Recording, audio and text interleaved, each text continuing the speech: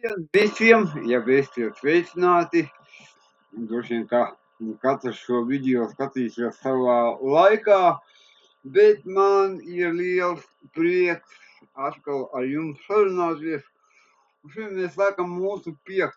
nodarbību, kuras saucās mākslīgā intelekta ideju banka skolotājiem. Un mēs atkal skatīsimies dažādus resursus un dažādas idejas, kādā veidā mākslīgais intelekts var palīdzēt gan skolēniem, gan skolotājiem. Jā, tā viena no lietām, ko es arī pēdējās nedēļās pamanu, ka mākslīgā intelekta attīstība uzņem milzīgus apgriezienus, parādās jauni lielie valodu modeļi, viņiem parādās jaunas versijas, parādās jauni mākslīgā intelekta aģenti, un kuri visu sola mēs visu izdarīsim savā vietā. Un kā vairāki pētnieki saka, ka nākamais gads būs vēl trakāks un vēl straujāka mākslīgā intelekta attīstība. Tas jautājums ir tāds, ko mēs kā skolotāji ar šo visu varam iesākt, ko ar šo visu arī skolēniem, un es pat teiktu, kā mums nenokļūt mākslīgā intelekta varā, nepazaudējot pašiem sevi. Jā, mākslīgais intelekts vairs nav nekāds jaunums, un mēs tuņās paskatīsimies nākamo slaidu. Ne šo, bet šo, arī ne šo. Tā, mēs bišķiņ aizbraucam tālu. Lūk, šis slaids. Un šeit ir apkopot galvenās tendences par mākslīgo intelektu tieši izglītībā, un ko tas mums ir izdarījis 2025. gadā. Un šī diagramma ļoti skaisti sadalīta divās daļās, kad ir gan solījumi, un milzīgi lieli solījumi, un ir, protams, arī pastāv milzīgi riski. Mēs šim esam drusku pieskārušies, bet šeit tas ir tā ļoti uzskatāmi redzams, ka no vienas puses šie rezultāti ir par pasauli kopā, tas nav par Latviju, no vienas puses mākslīgais intelekts ļauj uzlabot testa rezultātus dažādus. Šeit tiek apgalvots, ka mākslīgais intelekts par 44% var ietaupīt skolotāja laiku, veicot dažādus administratīvus uzdevumus, veidojot uzdevumus, stundu plānus, materiālu gatavojot.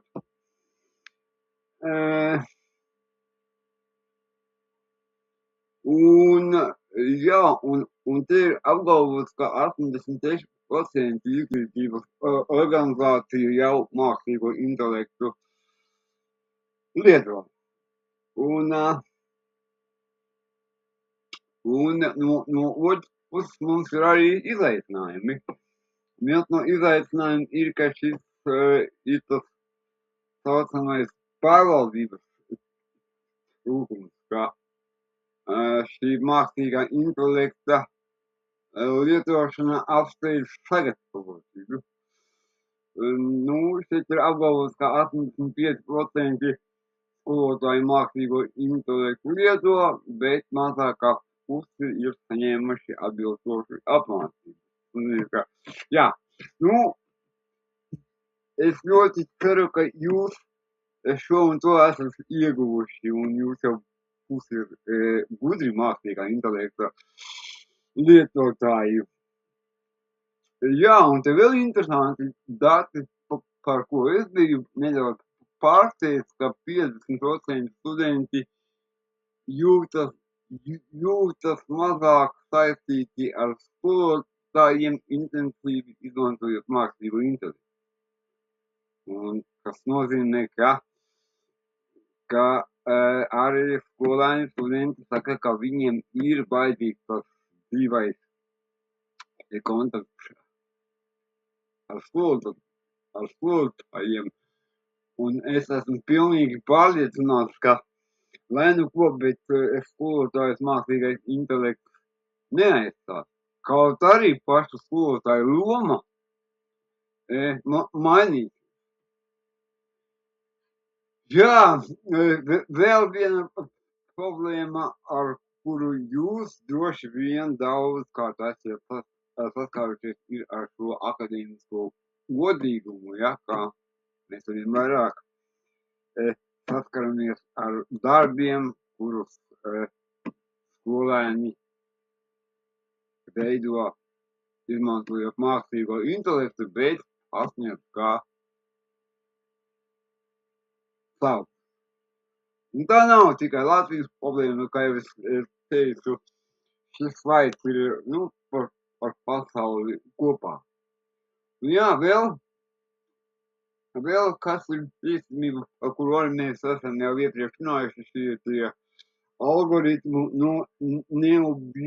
neobjektivitāte, proti, ja šie lielie modeļi vai dažādas sistēmas, ja viņas ir apmācītas ar nepareizajiem datiem, tad viņi mums var sniegt neobjektīvus rezultātus.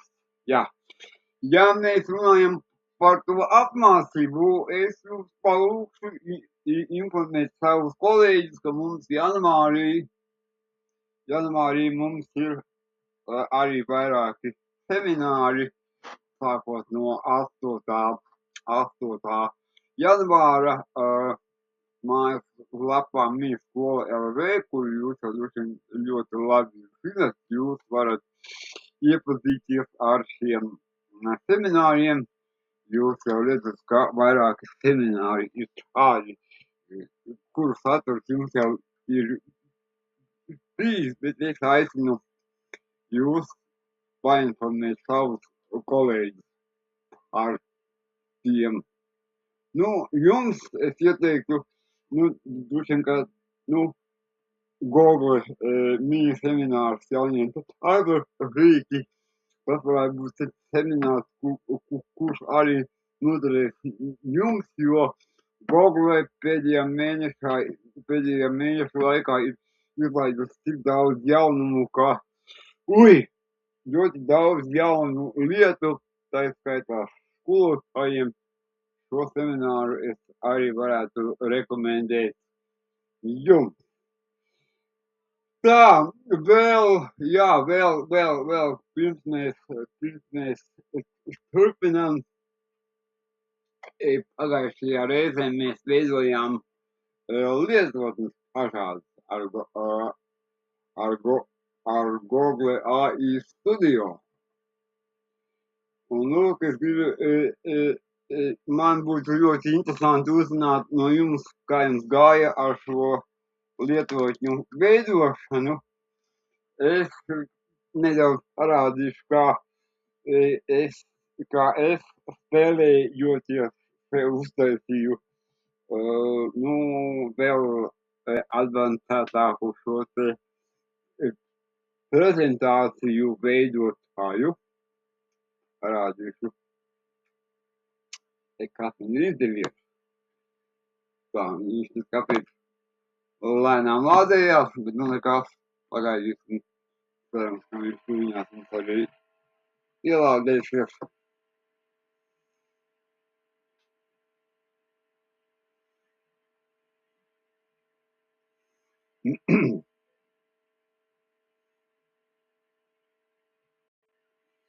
Tā, lādējās. viņās būs arī ielādētas. Jā, un kā jau es esmu iepriekš teicis, šīs lietotnes mēs varam radīt pilnīgi bez jebkādām programmēšanas zināšanām, tikai visu laiku stāstot, kas mums ir no attiecīgās lietotnes nepieciešams.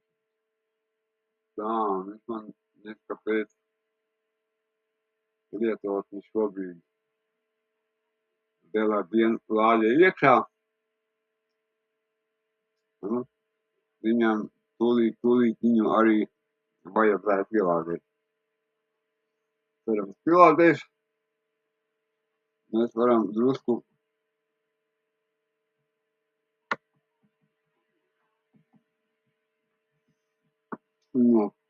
pauzēsim. Lūk, šādi izskatās mana lietotne. Un parādīšu, kā viņa, cik tālu es esmu šobrīd ticis. Es varu prezentācijā ierakstīt jebkuru tematu. Pieņemsim, ierakstīsim mākslīgā intelekta jaunumi. Un šeit papildus pieliksim pēdējās nedēļas laikā.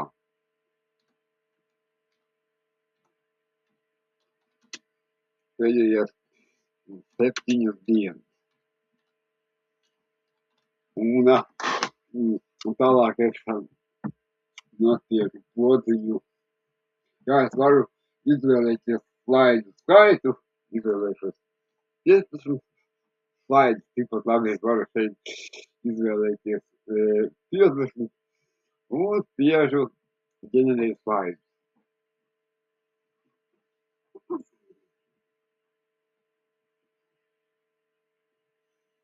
Ja jums būs interese šādu lietotni dabūt iekšā savā Google AI studio, tad jūs padosiet ziņu, es uztaisīšu video, kā jūs varat.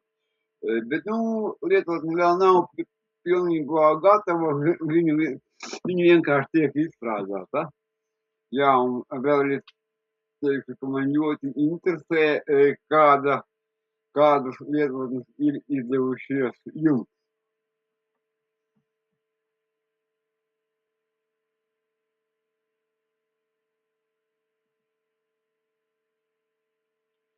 Lūk, man jau daži slaidi ir izveidojušies un slaidi turpina veidoties, un jau es varu slaidos pats labot tekstus, varu mainīt nedaudz kursu izmērus, varu mainīt izkārtojumus slaidos, varu pa jaunu ģenerēt mākslīgā intelekta attēlus, varu augšuplādēt attēlu no datora, varu veidot ekrānu šāviņu no logiem. Piemēram, hops, un ielādēju attēlu no, kur palika.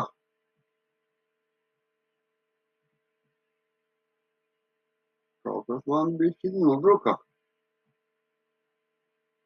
Tā.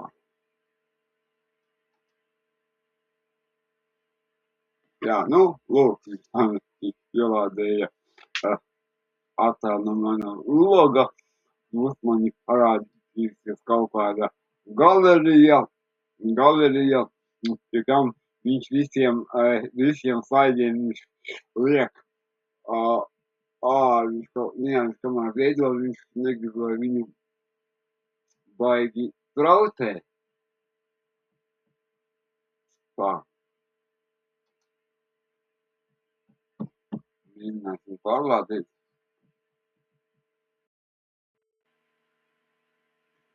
Lūk, nedaudz uzģenerēju slaidus ar jaunu. Lūk, es varu katram slaidam mainīt izkārtojumus, vairāk pievienoju, varu mainīt dažādas slaidu pārējas, varu atteikt, kādā veidā saturs parādīsies. Attēlam varu uzlikt dažādas animācijas. Un, jā, ko vēl šeit, jā, vēl es uztaisīju tā, ka es varu uztaisīt, ka katram slaidam, viss, kas ir aktīvs slaidā, ģenerējās arī audio. Nu, kas nozīmē, ka es varu veidot prezentācijas, kas ir derīgs arī tiem, nu, kuriem man ir problēmas ar lasīšanu vai problēmas ar stēdzi un tam līdzīgas lietas. Un varam paskatīties, kā šī prezentācija izskatās labā. Jā, katram slaidam es varu ģenerēt arī audio. Un kas ir, jā, man vēl esmu uztaisījis, ka katram slaidam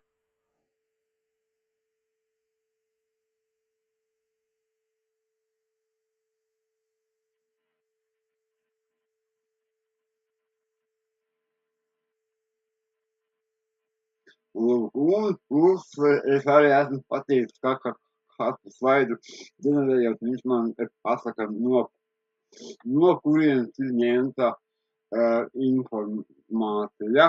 Un tagad viņu var arī palaist pa visu ekrānu.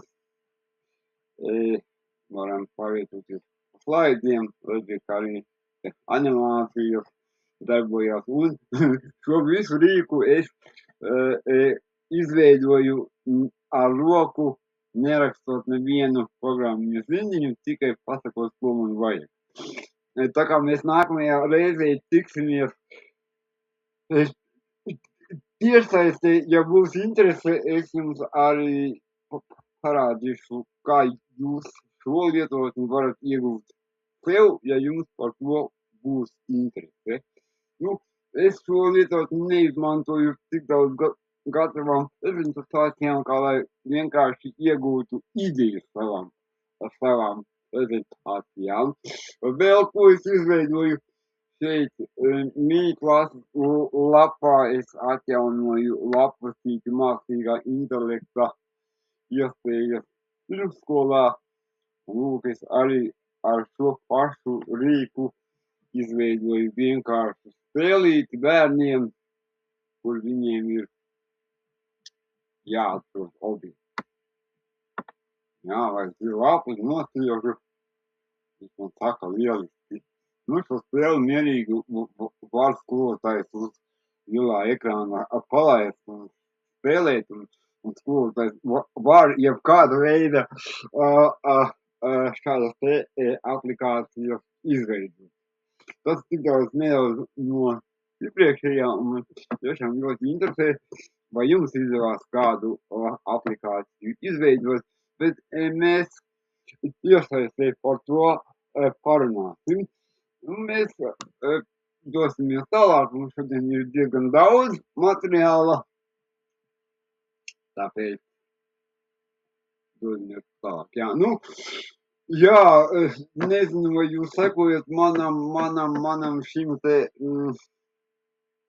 YouTube kanālam, bet ļoti būtiski jaunumi ir šai te Google iezīmi grāmatiņi, par kuru es jums esmu vairākas reizes rādījis. Un šeit tā galvenā ideja, ka jūs šeit varat ievietot jebkādus materiālus no interneta vai YouTube kanālu, YouTube video dokumentus, mājaslapas un tā, un tiek ģenerēts kopsavilkums, un no šī kopsavilkuma es varu dabūt audio apkopojumu latviski, video apkopojumu latviski, prātu schēmu pārskati, zipkartītes, Viktorīna infografiku un pat slaidus. Nu, par šo ir ļoti daudz video manā YouTube kanālā, bet es tikai dažas lietas tomēr parādīšu. Tā, man viņa nav atvērta. Labi, mēs viņu tūņās arī atvērsim. Parādīšu dažas interesantas lietas. Notebook. Jā, lūk, šeit ir. Tā, jā, šādi viņu var arī atrast. Bet prezentācijā ir saites uz šo rīku. Un šeit ir parādīts dažas lietas, kas man vienkārši ārstējas. Tā, kāpēc viņš šodien? Aha.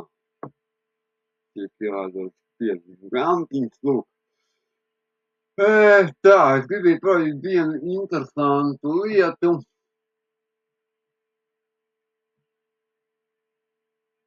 Jā, man šeit bija šī piezīmes grāmatiņa,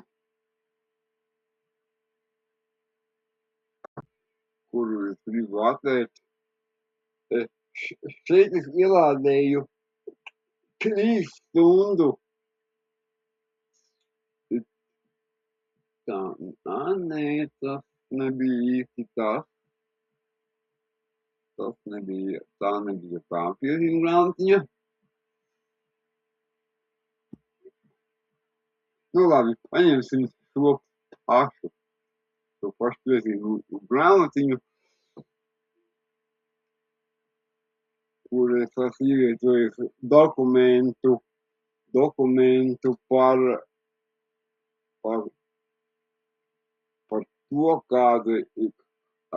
kas notiek ar mākslīgo intelektu 2025. gadā. Šeit es varu piekļūt visam dokumentam, dokumentu visam paskatīt. Te interesantā lieta ir, ka šis rīks atkarībā no satura ģenerē burvīgas, tas ir kopsavilkums. Es gribēju parādīt, cik viņas burvīgas slaidus veido. Un arī es tagad esmu, jā, un paņemsim šos te pa visu ekrānu.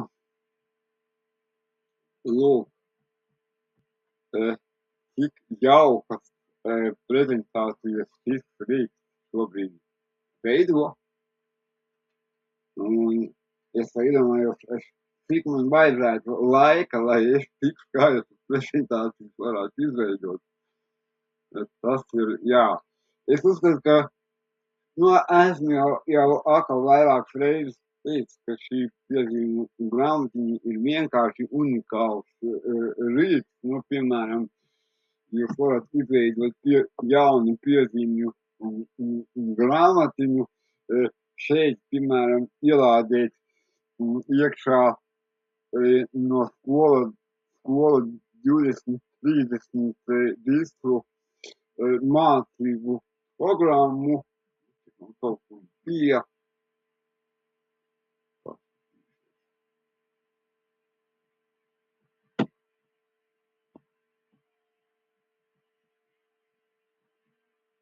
Tā, kur man viņa bija? Man viņa bija uz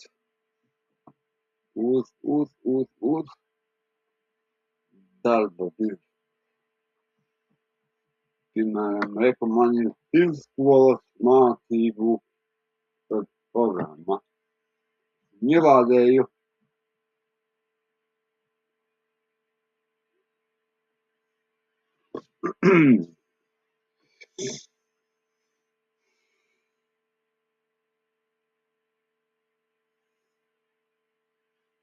Un tālāk jau balstoties uz šo dokumentu, es viņam varu uzdot jau kādus jautājumus, likt viņam uztaisīt. Piemēram, mēs viņam tagad uzdosim jautājumu, balstoties balstoties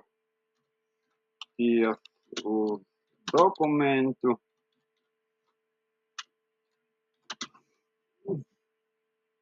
izveido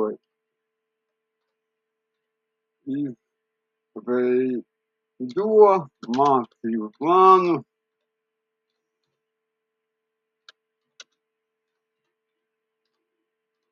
janvārim.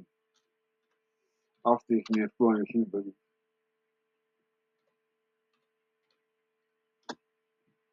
Man liekas, viņam šādu programmu izveidot. Viņš izanalizē dokumentus, kuru mēs esam pievienojuši. Bet, jā, sīkāk par šo lietotni ir ļoti vairāki video YouTube kanālā Mīskola LV, par kuru jūs droši vien kā zināt. Un viņš man izdarīja, programmu uztaisīja vai neuztaisīja. Paskatīsimies.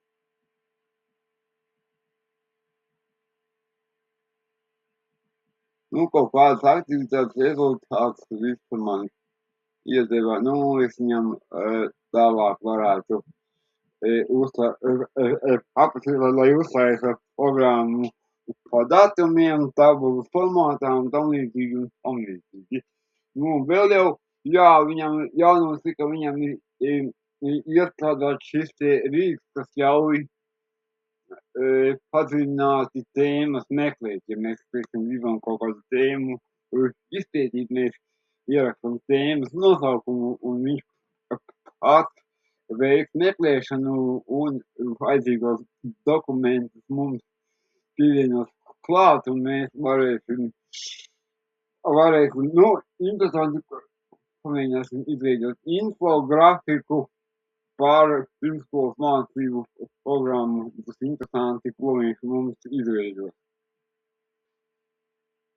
Lūk, paskatieties, cik ģeniālu infografiku viņš izveidoja no pirmsskolas mācību programmas. Paskatieties, ka vai nav lieliski. Viņš skaisti visas izdalīja galvenās jomas, ja, uzsver šīs caurvīju prasmes un ierakstījums, kā arī skaisti uztaisīja līmeņus. Vienkārši, šie divi rīki, kas mani pārsteidz šajā te Google piezīmju grāmatiņā, ir tad visno informācijas izveidot burvīgas prezentācijas un burvīgas infografikas, pie kā man nav nekas jādara, man vienkārši jānospiež podziņas. Es jau jums esmu rādījis, ka viņš veido audio apkopojumus un viņš arī no šiem dokumentiem var izveidot video latviešu valodā. Vienkārši. Es teiktu, ka šis rīks ir viens no ģeniālākajiem mākslīgā intelekta rīkiem, kurš der gan skolotājiem, gan skolēniem. Skolēni šeit var salikt, ja viņam ir digitālās grāmatas, viņš saliek visas digitālās grāmatas un var ar vienu jautājumu piekļūt jebkuram saturam no jebkuras grāmatas. Vienkārši ģeniāls rīks, bet nedodamies tālāk. Tā, kur mēs esam bišķi neaizgājuši. Šeit ir arī tā kā apkopots, ko tad mākslīgais intelekts var palīdzēt skolotājiem, jā. Es mums varam mācīšanās, ka mums beidzot ir reāla iespēja pielāgot saturu katra un tempu katra skolēnam vajadzībām. Ja mēs varam ar mākslīgā intelekta palīdzību, ja mums ir grāmata digitālā veidā, mēs šo digitālo grāmatu varam iedot mākslīgiem intelektam un aprakstīt, lai viņš izveido mums to, to pašu, kaut vai to pašu grāmatu dažādiem līmeņiem. Iedomājieties, kaut kāda matemātikas grāmata 5. klasē, ja, un parasti izdevēji mums iedod grāmatu, kas ir domāta pilnīgi visiem, bet tagad mēs, ja mums ir šīs grāmatas digitālā versija, mēs varam šo grāmatu iedot mākslīgajam intelektam un izveidot 3 grāmatas, īpaši nemainot saturu, bet pielāgojot to dažādiem mācīšanās veidiem, stiliem, līmeņiem un tā tālāk. Jā, neapšaubāmi materiālu atrašana, jā, tā ir šobrīd atrast materiālu ar mākslīgā intelekta rīkiem tiešām ir daudz vieglāk. Par mākslīgā zināšanu un prasmu izvērtēšanu, jā, bet šeit ir jābūt nedaudz uzmanīgiem, jā, šie mākslīgā intelekta rīki var mums palīdzēt zināšanas vērtēt, bet ir ļoti jābūt uzmanīgiem ar to, ka mēs tajos mākslīgā intelekta rīkos nevadam iekšā sensitīvus datus par skolāņiem, bet skolēns mēģinam kaut kā šifrēt. Jā, protams, daudzus rutīnas uzdevumus mums ļauj, mēs varam uzticēt mākslīgajam internetam. Mēs pagājušajā reizē daudz runājam, kā veidot šos interaktīvos materiālus, jā, un tā tālāk, bet mēs dodamies tālāk. Jā, šeit ir arī uzsvērts, kā mēs varam, par ko es stāstīju, ja, ka ja mums ir skolā kaut kāda viena tēma, mums vai viena grāmata vai viens mācību materiāls, mums ir iespēja viņu ļoti vienkārši ar mākslīgā intelekta rīkiem sadalīt pa atbilstošiem sarežģītības līmeņiem katram skolēnam. Ļoti forši. Jā, šeit ir vēl viens tāds piemērs, kā jau izdarīt, piemēram, tu esi attiecīgā mācības priekšmetu metodi izveidot detalizētu 40 minūšu stundu plānu klasē par tēmu un plānā iekļaut platus uzdevumus grūtības līmeņiem A, B, C. Un šeit es viņam lieku, lai viņš man uzstājas ar praktisku piemēru, kā tas varētu reāli izskatīties. Un viņš man pat uzreiz iedeva 2 variantus, piemēram, matemātika 4. klasē, tēma jāstrīd ar laukumus, perimetrus, jā, un viņš man iedeva stundu plānu, nelielu uztaisīja, un beigās viņš man iedeva arī uzdevumus A līmenim, B līmenim un C līmenim. Un vēl man pateicu, kādā veidā man šo stundu nobeigt. Jā, pie kā mums tagad ir, Gemini ir viens no modeļiem, šie mākslīgā intelekta modeļi ir daudz, mums vienmēr ir iespēja pamēģināt šīs uzvednes, izmēģināt gan Gemini, gan ChatGPT, gan mums vēl ir daudz citi modeļi, kā Grok. Ja mēs tagad paskatāmies nedaudz uz to, kuri modeļi šobrīd ir tādi visspēcīgākie, esmu jau jums iepriekš devis šo te adresīti LM Arena AI, un mēs redzam, ka šobrīd jā, ir spēcīgākais modelis, šis Gemini 3 Pro. Redzam, ka šie modeļi šeit ir sadalīti vairākās kategorijās. Nu, tieši darbam ar tekstu šobrīd spēcīgākais ir Gemini 3 modelis, un nākamais ir interesanti, ka ir arī Grok un GPT šeit ir tikai 6. vietā, kas ir interesanti. Jā, mēs dosimies nedaudz tālāk. Šī prezentācija jums būs pieejama, jūs šo uzvedņu varat nokopēt un attiecīgi salikt savus mācību priekšmetus, klasi un tēmu un izmēģināt to vairākos chatbotos un paskatīties, kādi jums iznāk šie te rezultāti. Jā.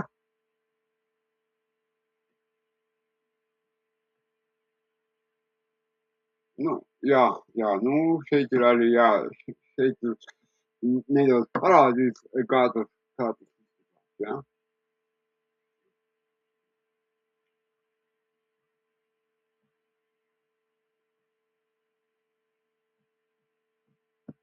Nu, tā, dodamies vēlāk. Jā, nu, šeit ir vēlreiz tā ļoti jauki pastāstīt par to, kādas ir tās galvenās vēlreiz atkārtot par to, kā mēs varam efektīvi šīs te uzvednes veidot. Mēs definējam tēmu un mēs auditoriju, ja, piemēram, tēmas, kura klasei, piemēram, jā, mēs varam definēt, ka mūsu mērķa auditorija ir skolāņi ar dažādām tēmām. Un mēs varam arī tad pasīt, kādu rezultātu mēs gribam. Vai mēs gribam atbildi tabulā, vai mēs gribam šo atbildi kā sarakstu, vai mēs gribam viņu kā stāstu vai kā eseju. Nu, jā, protams, ka ar šīm uzvednēm vajag eksperimentēt, papildināt, un, nu, tas ir principā ļoti radošs darbs. Es domāju, ka šo te uzvedņu veidošana, tas ir diezgan radošs process, kuru kaut kādā veidā var arī integrēt starpā ar skolāņiem, un pat skolāņiem var mācīt par to, kā viņiem veidot šīs uzvednes, lai viņiem būtu ērtāk mācīt, ne? Un šeit vēl ir ieteikti, ja mums ir kāda uzvedne, kura mums ļoti labi strādā, mēs varam viņas pieglabāt un veidot šo savu uzvedņu tādu kā biblioteku, lai mēs varam viņus jebkurā laikā ērti izmantot. Jā, šeit ir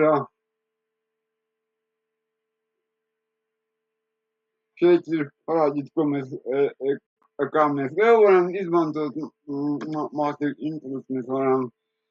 Mēs varam šifrētā veidā iedot mākslīgajam intelektam studentu darbus, plus pievienot klāt vērtēšanas rubrikas, mākslīgais intelekts par visu var atstrādāt, un mēs ļoti īsā laikā varam dabūt pietiekami kvalitatīvu rezultātu. Jā, un, nu jā, šeit ir vēlreiz parādīts, kā to visu var izdarīt. Mums ir vairākas skolāņu esejas, mēs varam viņus iedot, izveidot rubriku un saņemt arī uzlabojumus katram skolāņam. Tā. Jā, un tagad es parādīšu vēl vienu piemēru, ko mēs varam izdarīt. Es jums parādīšu vienu failiņu, failiņu. Atklāsim viņu vaļā. Tā, topīgi. Kāpēc vismaz viņu nevar? Tā.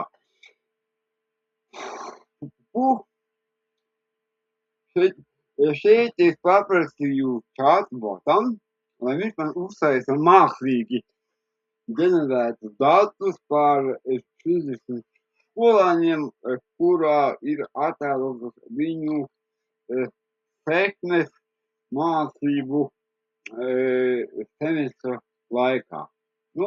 Šeit redzam ir vienkārši dati, daži pat ne visai skolām, redzam, ka šeit to datu ir pietiekami daudz.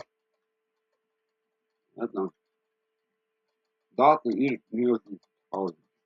Tagad es jums gribu parādīt, cik jauki jaunais Gemini 3 var mums veikt šo datu analīzi un uztaisīt skaistu vizualizāciju. Tā, un to mēs izdarīsim sekojošā veidā. Mēs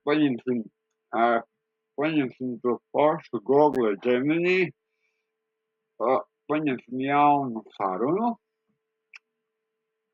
pievienosim viņam šo dokumentu, augšu pielādēsim viņam šo failu. Tā. Tā, un mums viņš bija pie lejuplādē.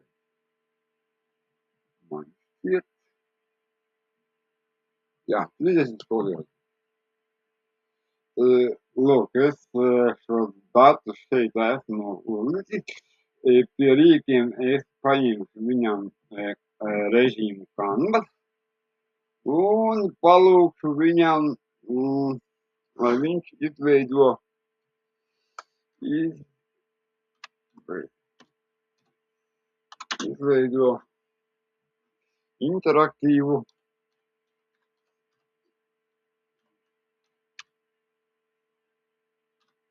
interaktīvu pārskatu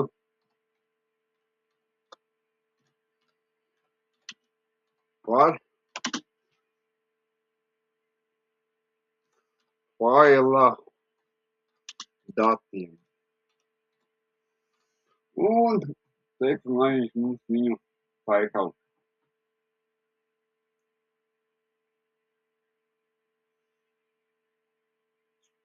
Pateicams, ko viņš arī pašā sākumā viņš mēģina nolasīt šos te datus, kas ir failā, definē, kādas ir vajadzības, un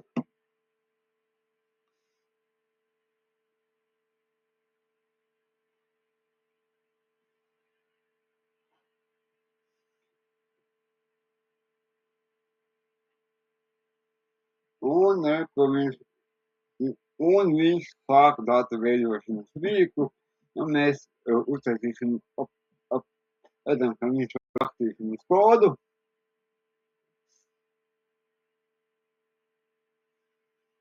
Viņš jau viņu faktiski raksta,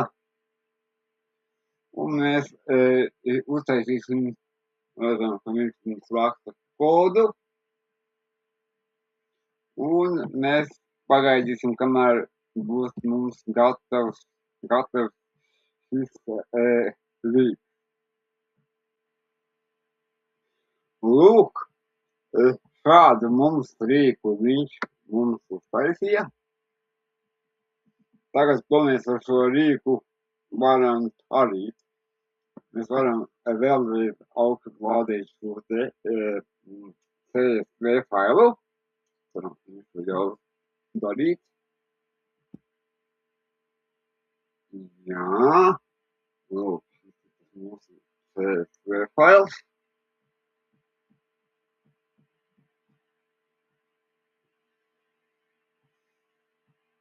Tā mēs viņu ielādēju vai ne?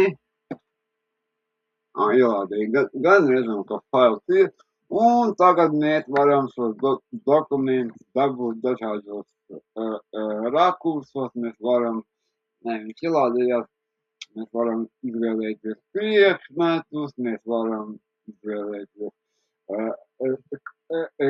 katra skolēna datus, un mums pat ģimenī izveidoja ļoti skaistu analīzes rīku, kuru, piemēram, jūs varat mēģināt demonstrēt vadībai, demonstrēt skolēniem vai vecākiem, kam ļoti jauki mēs šeit varam paņemt jebkuru priekšmetu, mēs varam paņemt jebkuru skolēnu, mēs varam arī piekļūt ļoti skaisti visiem datu sarakstiem, jā. Tikam arī, jā, ļoti jauki, ļoti spēcīgi, ļoti vienkāršā veidā mēs varam analizēt dažādus datus. Es te parādīšu vēl vienu piemēru. Es biju izveidojis tā, ceru, ka es viņu atradīšu.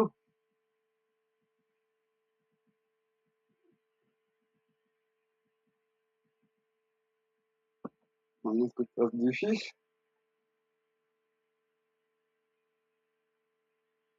Jā, tas bija šis. Cerams, ka viņš tūliņās man ielādēsies.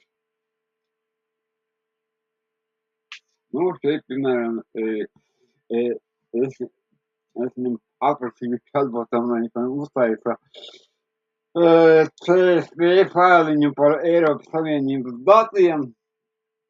Es varu augšuplādēt šo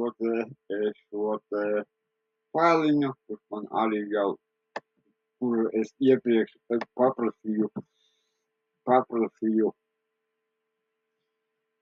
izveidot, Eiropas Savienības dati, un es šādu rīku varu demonstrēt. Es varu skaistu grafikus uztaisīt, korelācijas analīzi, laimes indeksi un ko tik es visu šeit nevaru apbūt, jā. Mēs paši varam, ja mums ir dati, mēs varam ļoti vienkāršā veidā dabūt šo datu interpretāciju. Ļoti jauki. Šo lādīšu skolēniem, vai arī skolēniem, ja viņiem ir nepieciešama kaut kādu datu analīzi, arī viņi šādā veidā šos datus var analizēt. Jā. Šis man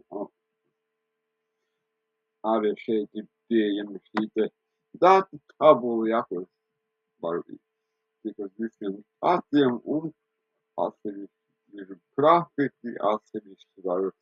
Es viņam pasīju datus par pēdējiem 3 gadiem, arī daudzās mājaslapās ir sevišķi statistikas lapās ir šie te CSV failiņi. Mēs te varam ļoti ērti, mums nav nepieciešams kaut ko tur likt, Excel veidot sarežģītas tabulas, mēs varam ar mākslīgā intelekta palīdzību varam uztaisīt datu analīzi, datu salīdzināšanu un tam līdzīgas lietas. Manuprāt, ļoti jauka lieta. Labi, dosimies tālāk.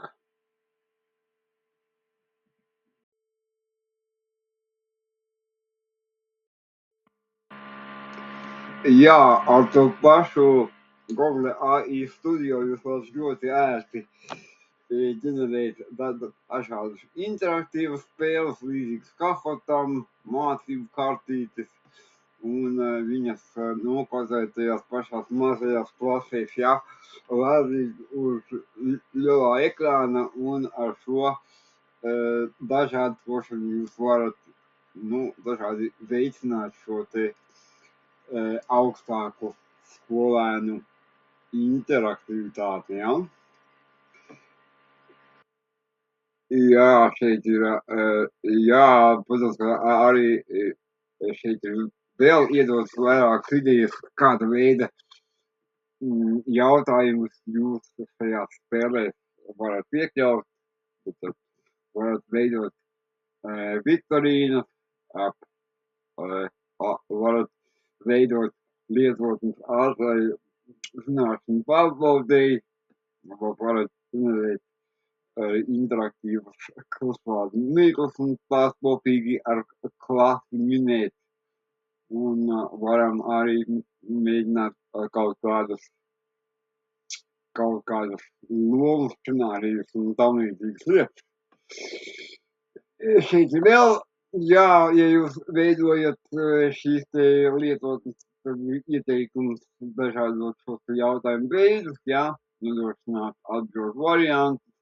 Vienmēr, kad jūs kaut kādu lietotni izveidojat, tā vispirms ir jāpārbauda, lai viņa darbojas pareizi, un tikai pēc tam mēs viņu varam rādīt, skolēniem klasē, ja. Jā, un protams, ka šīs lietotnes iesaka veidot tā, lai mēs apvienojam gan faktus, gan arī ar šo radošo domāšanu, un tieši ar radošā domāšanu, es domāju, ka tā ir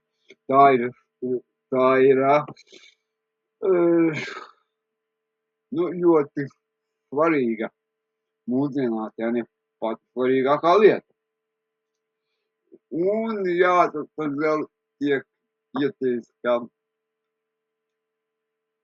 arī veidojot dažādas šīs interaktīvās spēles vai interaktīvās rīkus, mums vienmēr ir tie jāpielāgo atbilstoši skolēnu zināšanām, interesēm un tam līdzīgām lietām.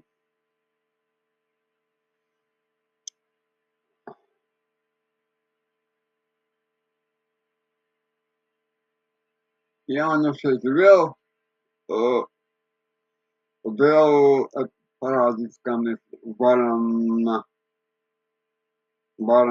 ar mākslīgo intelektu ģenerēt dažādas idejas, un pēc tam no šīm idejām veidot vai nu lomas spēles, vai rīkot debates, vai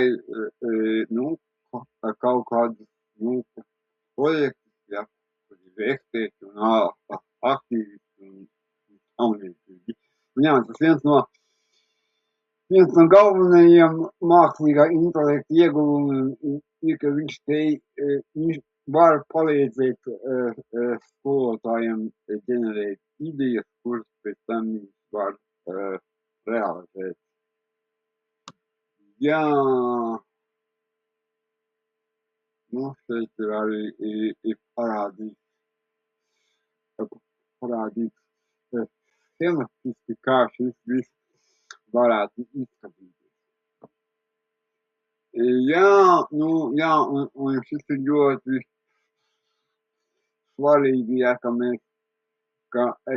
viss mākslīgā intelekta ģenerētais saturs ir jāpārbauda, jo, kā jau mēs esam runājuši, tad mākslīgais intelekts, viņš var pieļaut kļūdas, un faktiski šis ģeneratīvais mākslīgais intelekts arī tādā veidā ir veidots, ka viņš var veidot, ka viņš var pielēst kļūdas, un tādēļ ir ļoti svarīga šī te kritiskā domāšana, ja. Un, jā, mēs ar šiem rīkiem varam eksperimentēt, uzkrāt savu pieredzi un neapšaubāmi dalīties ar kolēģiem. Jā. Kādas ir galvenās kādas ir galvenās tās kļūdas un kādi ir tie galvenie ieteikumi darbā ar mākslīgo intelektu.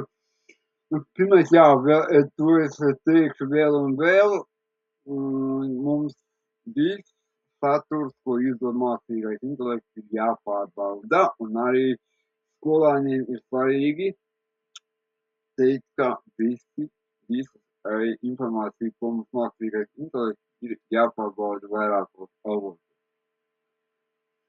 Un jā, arī jā, to iepriekšējo piemēru, kur es rādīju, kur mēs veidojām to datu analīzes rīkus, ja mēs kaut ko gribam ar skolēniem tātiem, arī mēs skolēnus maksimāli šifrējam un maksimāli cenšamies izvairīties no jebkādu privāto datu likšanas šajos rīkos, jo mēs nezinām, kādā veidā šie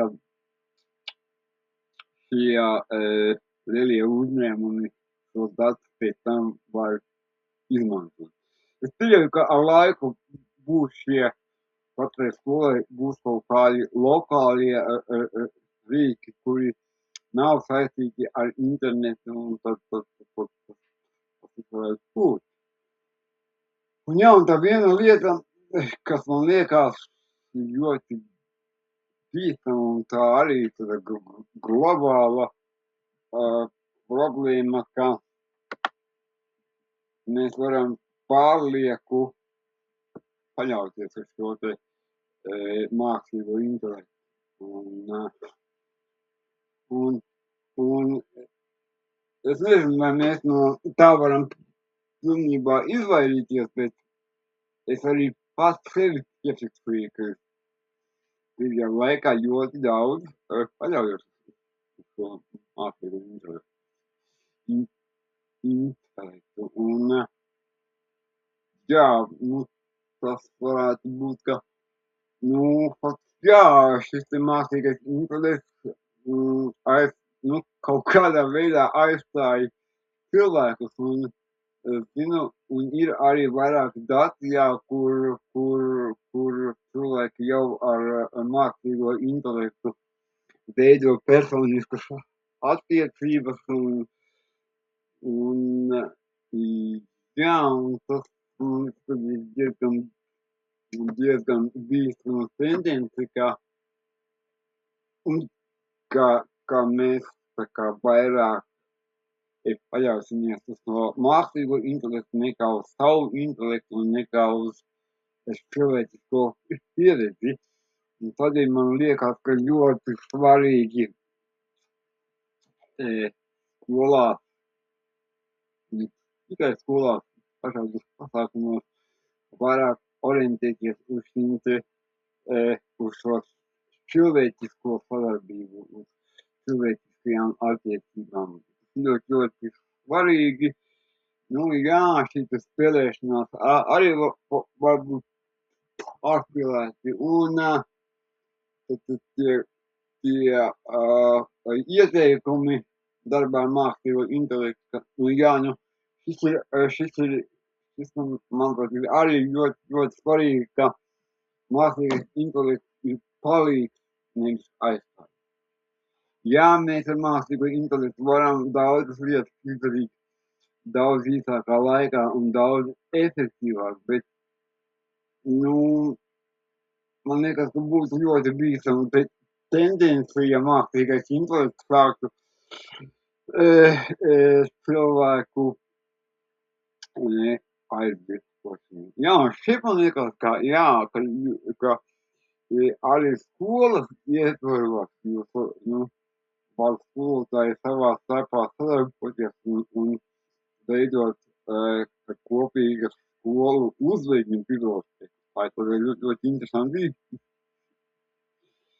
interesanta ideja. Un neapšaubām svarīgi skolas ietvaros dalīties ar to savu pieredzi.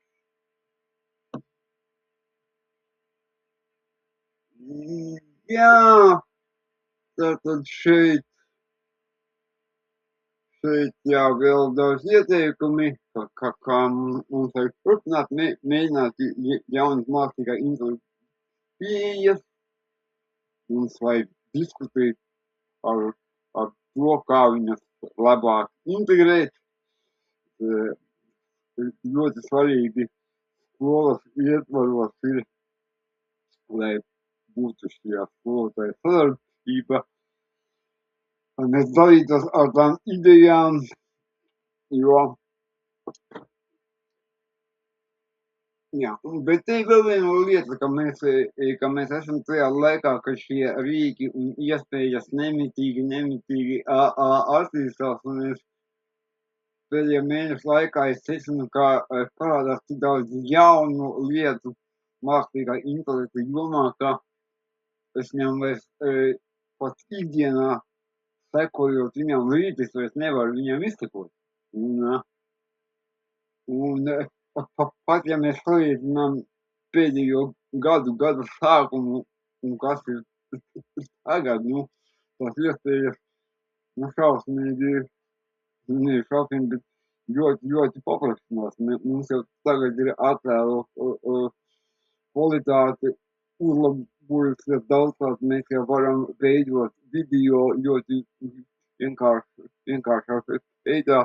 Tas tāpatām, kā mēs veidojam mācību materiālus, mēs jau varam, mums jau ir daudzi rīki, kas mums ļauj pat īsus video veidot, mēs varam balsi klonēt un tekstu pārvērst attēlos video tekstos un, jā, tas iespējas nemitīgi pieaug.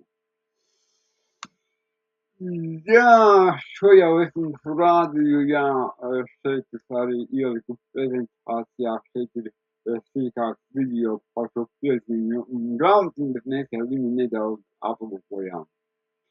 Mēs šo video neskatīsimies, to jūs varēsiet paši noskatīties. Mēs dodamies tālāk. Jā, šeit es arī ieliku vēl dažus interesantus rīkus, ko jūs varat paskatīties. Ir tāds EduAide AI,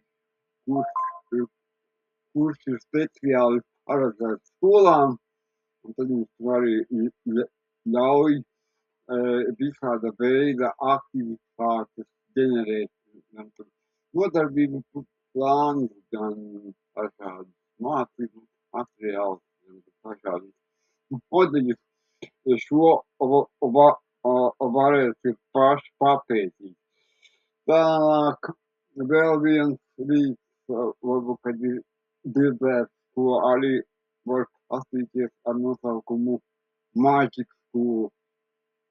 Arī ļauj veidot saturu rubrikas, uzdot jautājumus par YouTube video klipiem un veidot atsauksmes, ļoti daudz dažādas lietas, bet šajos visos rīkos ir tā, ka tur kaut kādu daudzumu jūs varat darīt bez maksas, bet par kaut kādu daudzumu viņš jau sāk mums prasīt naudu. Tā, kas ir šis? Jā, šis ir atkal viens interesants aģents. Mēs runājām par aģentiem vienā no iepriekšējām nodarbībām, un tagad skatos, ka šie aģenti parādās milzīgā daudzumā. Šeit ir vēl viens tāds aģents ar nosaukumu Hello AI, un redzam, kā ko viņš tik neļauj darīt. Viņš ļauj tulkot PowerPoint prezentācijas, veidot prezentācijas, jebkuru dokumentu pārvērst slaidos, jebkuru PDF dokumentu pārvērst par prezentāciju, no jebkura attēla izveidot šī te ID kartītes attēlu, ģenerēt atskaitas par pētījumiem, ģenerēt infografikus. To arī varat vienkārši papētīt. Es domāju, ka par šo es kādā brīdī savā YouTube kanālā mēs paskatīsimies šo rīku sīkāk. Tā. Jā, šeit ir vēl, es esmu ielicis dažas uzvednes, ja dažus promptus, kurus jūs varat izmantot. Nu, šie gadījumā tad uzvedni, kā tu esi mācību priekšmetu metodikas izveido detalizētu. Nē, šis jau laikam pat bija. Šis jau bija.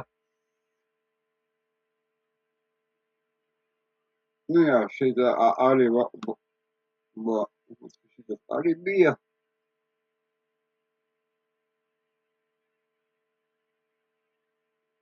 Un es to pētīju vairāk vienādi. Nu, piemēram, vēl viens, protams, ka mēs varam izveidot vērtēšanas kritēriju tabulu, rubriku, uzdevumu nosaukums, tabulā jābūt 4 slējām, svarīgi kritēriju apraksti, formālais polēns, tos var izmantot pašvērtējumiem. Nu, pamēģināsim, lai viņš šim, es tagad laikam nokopēt nevarēšu. Es iziešu no režīma un es šo te promptiņu nokopēšu. Arī jūs arī esat par prezentācijas šos promptus nokopēt, Ctrl+C, un šoreiz mēs paprasīsim chatam GPT, lai viņš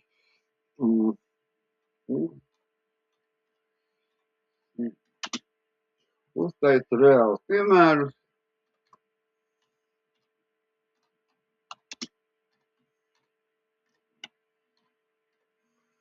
Un iekopēsim mūsu uzvedni.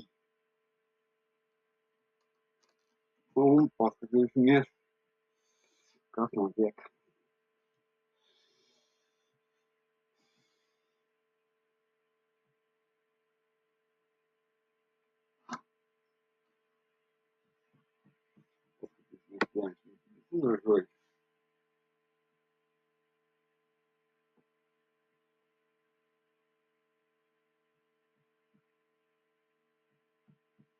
Nu, viņš šeit iedegā.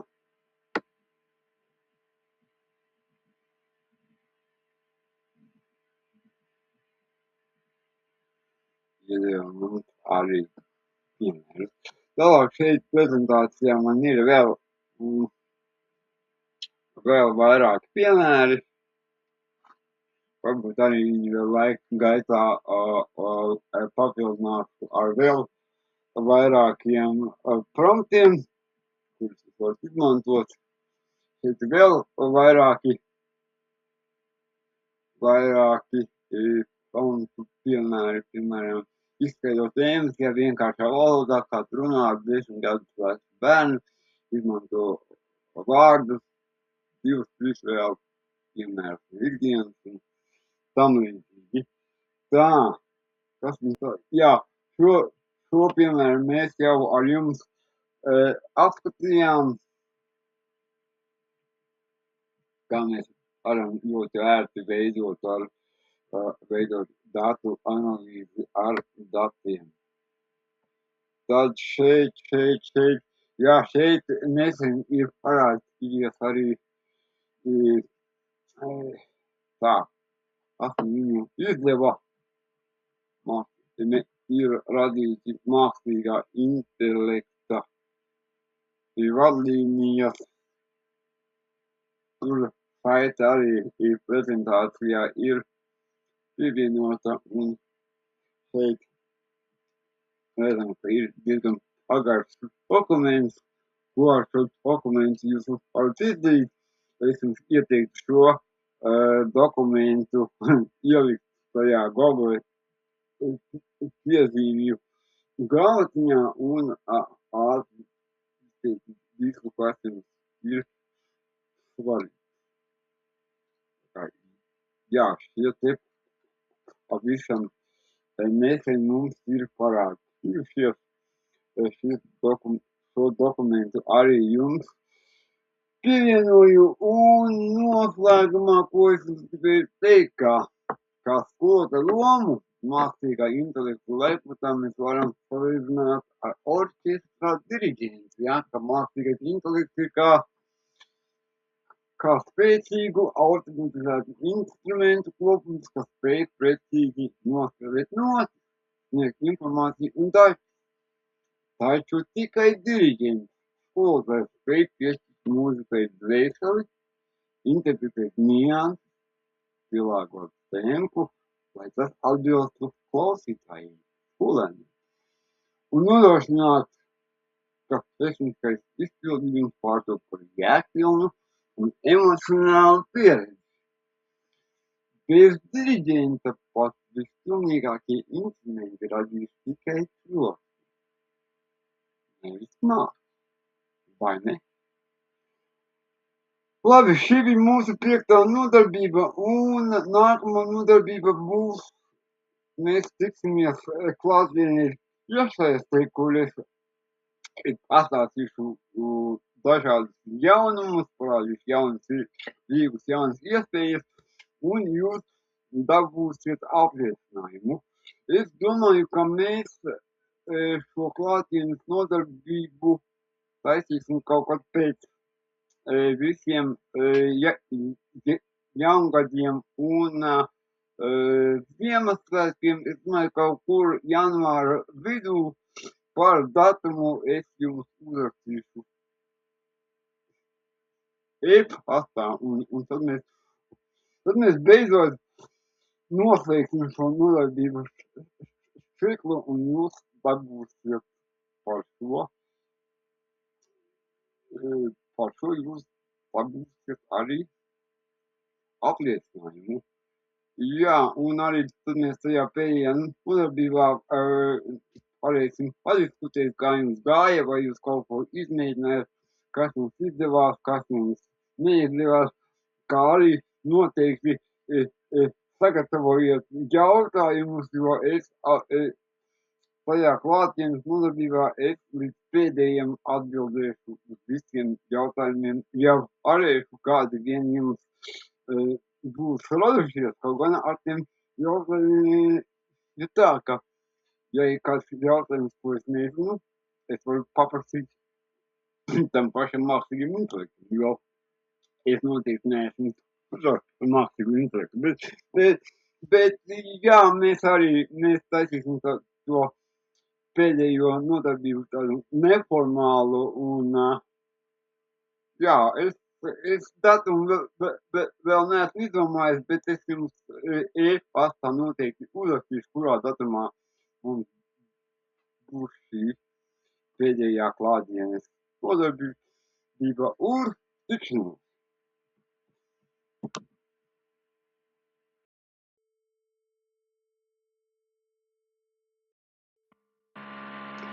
Jā, ar to pašu Google AI Studio jūs varat ļoti ērti ģenerēt dažādas interaktīvas spēles, līdzīgas Kahotam, mācību kartītes, un viņas nokazēt tajās pašās mazajās klasēs, ja, rādīt uz lielā ekrāna, un ar šo dažādi drošini jūs varat, dažādi veicināt šo te augstāku skolēnu interaktivitāti, ja?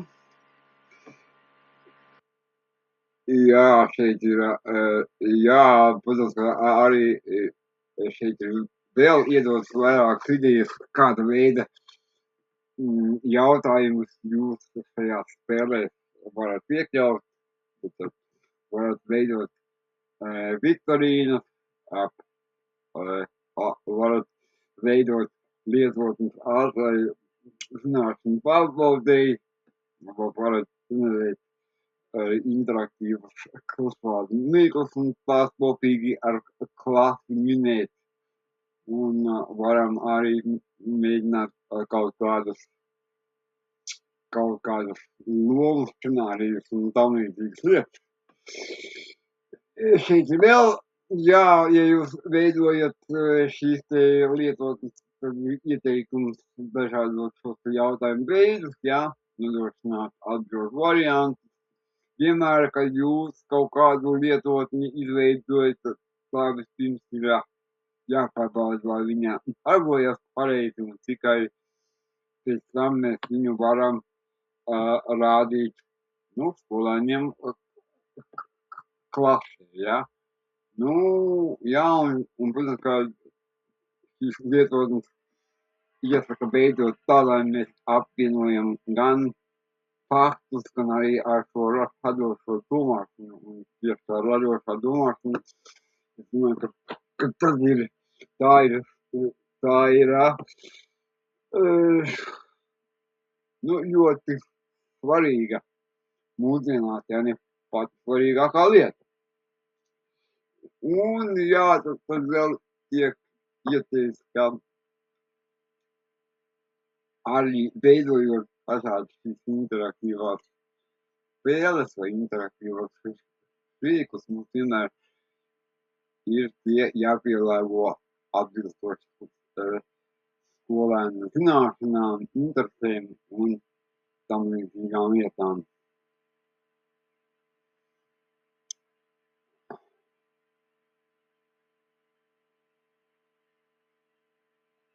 Šeit vēl parādīts, kā mēs varam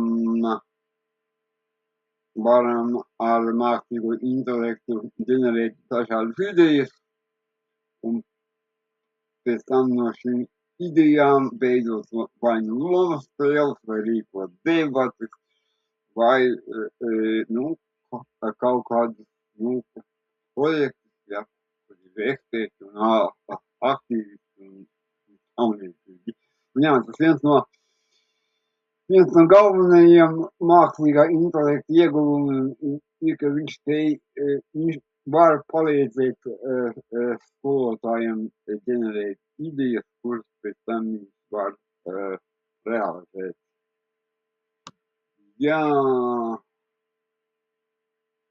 Šeit ir arī parādīts schematiski, kā šis viss varētu izskatīties.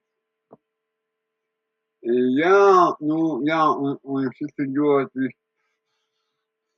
svarīgi, ka viss mākslīgā intelekta ģenerētais saturs ir jāpārbauda, jo, kā jau mēs esam runājuši, tad mākslīgais intelekts, viņš var pieļaut kļūdas, un faktiski šis ģeneratīvais mākslīgais intelekts arī tādā veidā ir veidots, ka viņš var veidot, ka viņš var pielēst kļūdas, un tādēļ ir ļoti svarīga šī te kritiskā domāšana, ja. Un, mēs ar šiem rīkiem varam eksperimentēt, uzkrāt savu pieredzi un neapšaubāmi dalīties ar kolēģiem.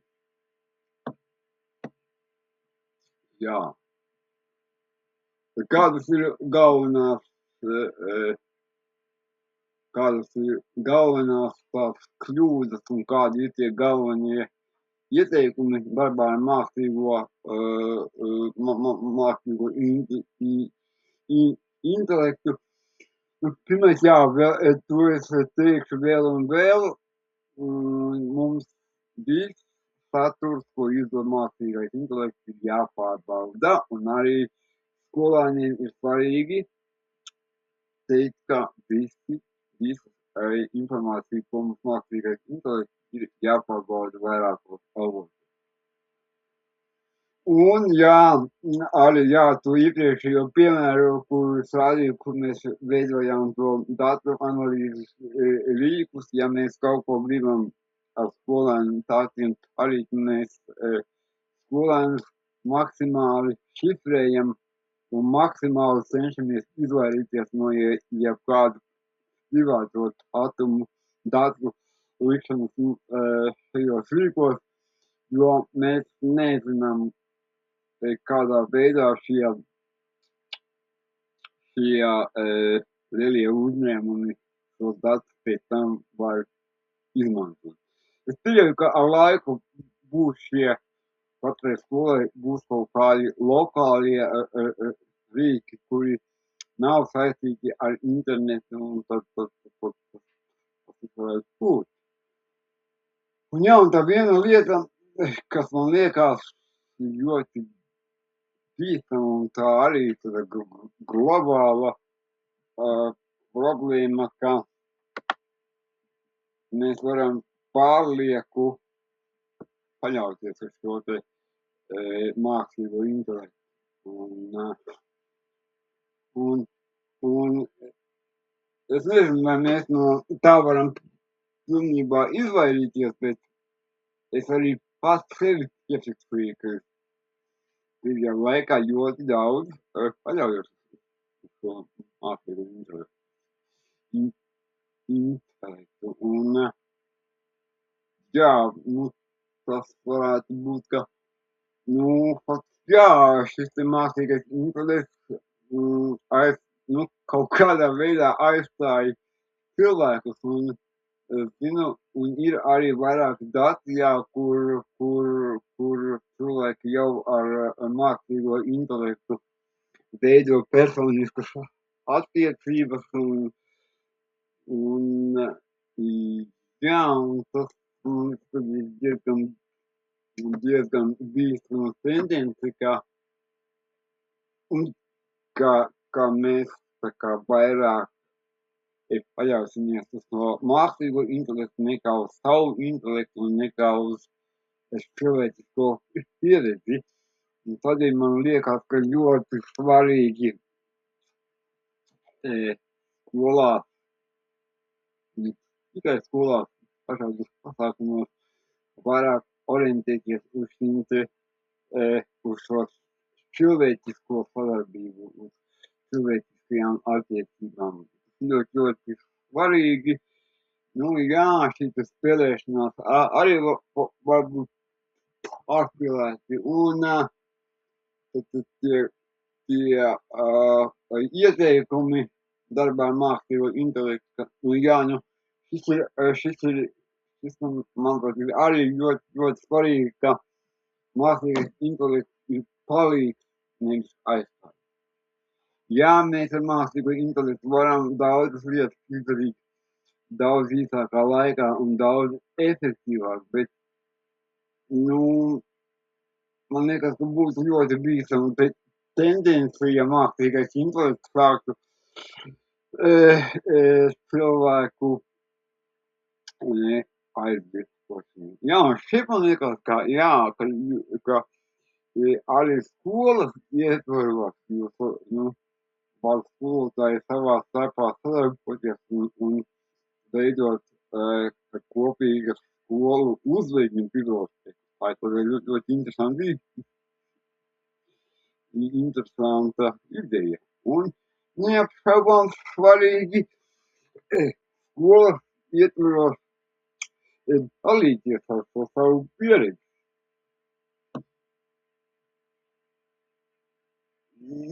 Jā, tātad šeit vēl daudz ieteikumi, kā mums vajag turpināt, mēģināt jaunas mākslīgā intelekta pieejas, mums vajag diskutēt ar to, kā viņas labāk integrēt. Ļoti svarīgi skolas ietvaros ir, lai būtu šajā skolotāja sadarbība, lai mēs dalītos ar tām idejām,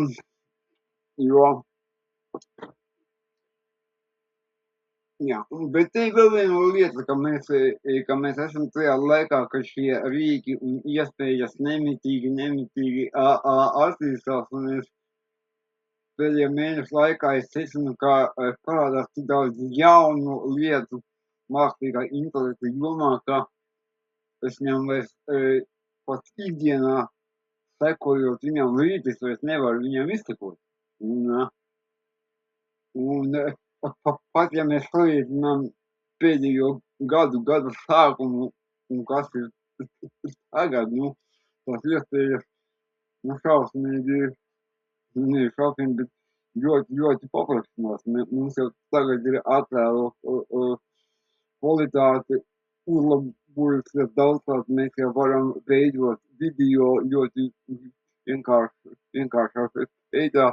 Tas tāpat, kā mēs veidojam mācību materiālus, mums jau ir daudzi rīki, kas mums ļauj pat īsus video veidot. Mēs varam balsi klonēt un tekstu pārvērst attēlus, video tekstos, un, jā, tas iespējas nemitīgi pieaug. Jā, šo jau es jums rādīju, jā, šeit es arī ieliku prezentācijā, šeit ir sīkāks video par šo piezīmju grāmatiņu, bet mēs jau viņu nedaudz aplūkojām. Mēs šo video neskatīsimies, to jūs varēsiet paši noskatīties. Mēs dodamies tālāk. Jā, šeit es arī ieliku vēl dažus interesantus rīkus, ko jūs varat paskatīties. Ir tāds EduAide AI, kurš ir speciāli paredzēts skolām, un tad jums arī ļauj visāda veida aktivitātes ģenerēt, gan nodarbību plānus, gan dažādas mācību materiālus, gan dažādas modeļus. Šo varēsiet paši papētīt. Tālāk vēl viens rīks, varbūt, kad ir dzirdēts, ko arī var paskatīties ar nosaukumu Magic School. Arī ļauj veidot saturu rubrikas, uzdot jautājumus par YouTube video klipiem un veidot atsauksmes, ļoti daudz dažādas lietas, bet šajos visos rīkos ir tā, ka tur kaut kādu daudzumu jūs varat darīt bez maksas, bet par kaut kādu daudzumu viņš jau sāk mums prasīt naudu. Tā, kas ir šis? Jā, šis ir atkal viens interesants aģents. Mēs runājām par aģentiem vienā no iepriekšējām nodarbībām, un tagad skatos, ka šie aģenti parādās milzīgā daudzumā. Šeit ir vēl viens tāds aģents ar nosaukumu Hello AI, un redzam, ka ko viņš tik neļaus darīt. Viņš ļauj tulkot PowerPoint prezentācijas, veidot prezentācijas, jebkuru dokumentu pārvērst slaidos, jebkuru PDF dokumentu pārvērst par prezentāciju, no jebkura attēla izveidot šī te ID kartītes attēlu, ģenerēt atskaitas par pētījumiem, ģenerēt infografikus. To arī varat vienkārši papētīt. Es domāju, ka par šo es kādā brīdī savā YouTube kanālā mēs paskatīsimies šo rīku sīkāk. Tā. Jā, šeit ir vēl, es esmu ielicis dažas uzvednes, ja dažus frontus, kurus jūs varat izmantot.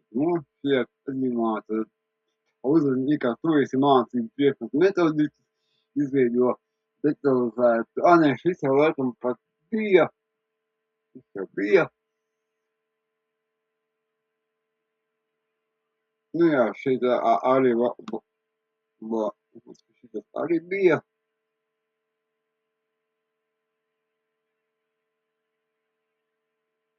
Es to pēc vairāk vienādi. Piemēram, vēl viens protams, ka mēs varam izveidot vērtēšanas kritēriju tabulu, rubriku, uzdevumu nosaukums, tabulā jābūt 4 slējām, svarīgi kritēriju apraksti, formālais skolēns, tos var izmantot pašvērtējumiem.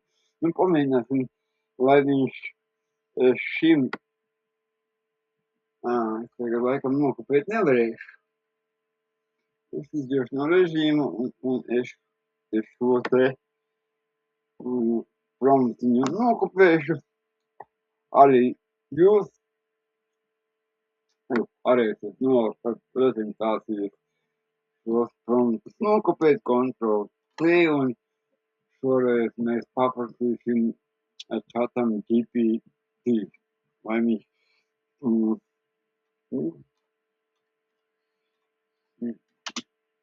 uztaisa reālus piemērus.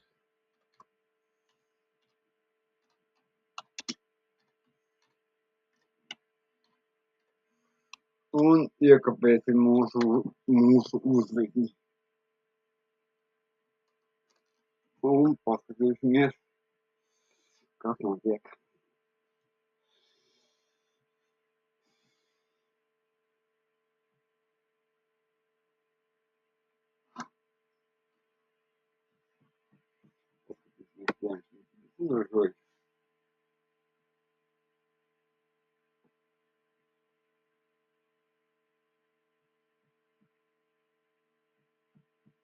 Nu, viņš šeit iedeva.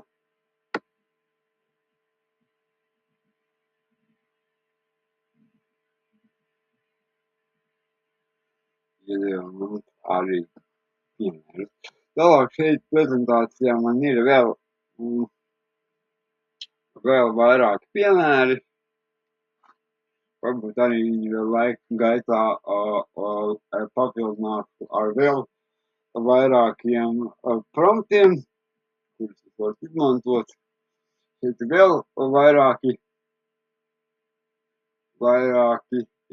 promptu piemēri, piemēram, izskaidrot tēmas, ja vienkāršā valodā, kā tu runā ar 10 gadus vecu bērnu, izmanto vārdus, 2-3 vēl piemērus no ikdienas un tam līdzīgi. Tā, kas mums tā? Jā, šo piemēru mēs jau ar jums apskatījām, kā mēs varam ļoti ērti veidot datu analīzi ar datiem. Tad šeit, jā, šeit nesen ir parādījies arī tā, viņu izdeva, ir radīti mākslīgā intelekta vadlīnijas. Tur šeit arī prezentācijā ir pievienota, un šeit redzam, ka ir diezgan pagarš dokuments, ko ar šo dokumentu jūs varat izdarīt. Es jums ieteiktu šo dokumentu ielikt tajā Google piezīmju grāmatiņā un visu, kas jums ir svarīgi. Jā, šie te pavisam nesen mums ir parādījušies. Šo dokumentu arī jums pievienoju, un noslēgumā, ko es gribēju teikt, kā skolotāju lomu mākslīgā intelekta laikmetā mēs varam salīdzināt ar orķestra diriģentu, ja, ka mākslīgais intelekts ir kā spēcīgu automatizētu instrumentu kopums, kas spēj precīzi nospēlēt notis, sniegt informāciju un taču tikai diriģents skolotājs spēj piešķirt mūzikai dvēseli, interpretēt nianses, pielāgot tempu, lai tas atbilstu klausītājiem, skolēniem, un nodrošināt, ka tehniskais izpildījums pārtop par jēgpilnu un emocionālu pieredzi. Bez diriģenta pat vispilnīgākie instrumenti radīs tikai troksni, nevis mākslu, vai ne? Labi, šī bija mūsu 5. nodarbība, un nākamā nodarbība būs, mēs tiksimies klātvienīgi iesaistē, kur es pastāstīšu dažādus jaunumus, parādīšu jaunas rīkus, jaunas iespējas, un jūs dabūsiet apliecinājumu. Es domāju, ka mēs šo klātienes nodarbību taisīsim kaut kad pēc visiem jaungadiem un Ziemassvētkiem. Es domāju, kaut kur janvāra vidū par datumu es jums uzrakstīšu e-pastā, un tad mēs beidzot noslēgsim šo nodarbības ciklu, un jūs dabūsiet par šo jūs dabūsiet arī apliecinājumu. Jā, un arī tad mēs tajā pēdējā nodarbībā varēsim padiskutēt, kā jums gāja, vai jūs kaut ko izmēģinājāt, kas mums izdevās, kas mums neizdevās, kā arī noteikti sagatavojiet jautājumus, jo es tajā klātienes nodarbībā es līdz pēdējiem atbildēšu uz visiem jautājumiem, jau varēšu kādi vien jums būs radušies, kaut gan ar tiem jautājumiem ir tā, ka, ja ir kāds jautājums, ko es nezinu, es varu paprasīt tam pašam mākslīgam intelektam, jo es noteikti neesmu mākslīgu intelektu, bet jā, mēs taisīsim to pēdējo nodarbību tādu neformālu, un jā, es datumu vēl neesmu izdomājis, bet es jums e-pastā noteikti uzrakstīšu, kurā datumā mums būs šī pēdējā klātienes nodarbība, uz tikšanos!